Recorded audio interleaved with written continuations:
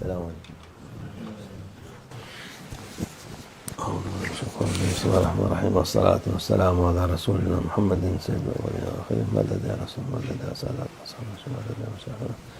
Destur ve maşallah fazla sen Sh.Muhammad meded. Tarikatuna s-suhba vel hayr fil cemiyye. Allah Azze ve Celle hayrı da şerri de yaratmış. Allah Almighty has created both. He created goodness as well as badness. Onun her şeyin zıddını aramış. Allah Almighty created everything based on opposites. Gece var, gündüz var. There's nighttime, there's daytime. Hayır var, şer var. There's good and there's evil.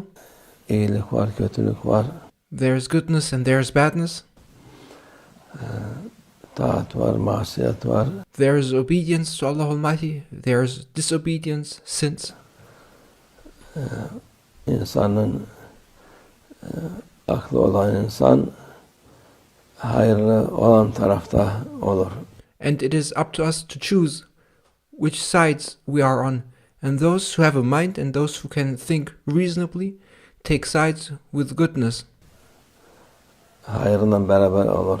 Those who are reasonable and who use their minds take sides with what is good. Kirlilikle, pislikle değil de temizlikle. And they stay away from badness, they stay away from dirtiness. Instead, they take sides with what is good, what is clean. Saflıkla olur. Those who have a mind take sides with purity. O güzellikle olur, çirkinlikten uzak durur. They take sides with what is beautiful and stay away from what is ugly. Çirkinlik masiyettir. Ugliness is disobedience, to come up against one's Lord Allah Almighty. Kötülüktür. And to come up against one's Lord Allah Almighty, to be disobedient to one's Lord, is badness. O da şeytandır. And that is represented, that badness is represented by shaitan. Güzellik Allah'ın en güzel yarattığı insan Peygamber Efendimiz sallallahu aleyhi ve sellem. Beauty is represented by our beloved Prophet, peace and blessings be upon him, the most beautiful creature. Onunla beraber olan her türlü hayra nail olur. And those who are with the Prophet, peace and blessings be upon him, those who are with the most beautiful will take their share in the blessings and the goodness. Ona karşı olan hiçbir zaman hayır etmez. Those, however, who oppose the Prophet, peace and blessings be upon him, will never receive any goodness. They will never receive any benefit. Onun için insanoğlu Allah akıl vermiş.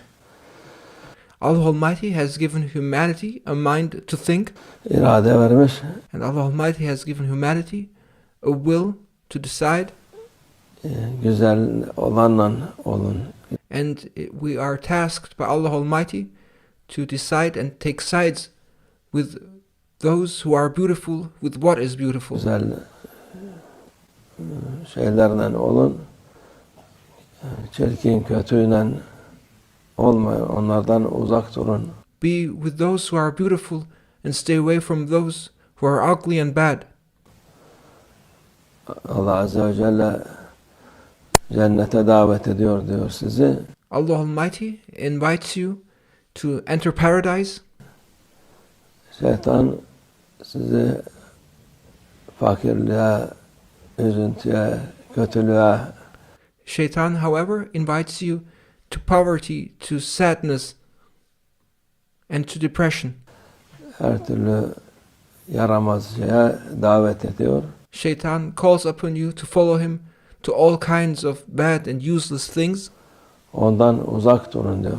And Allah Almighty commands, stay away from that cursed one.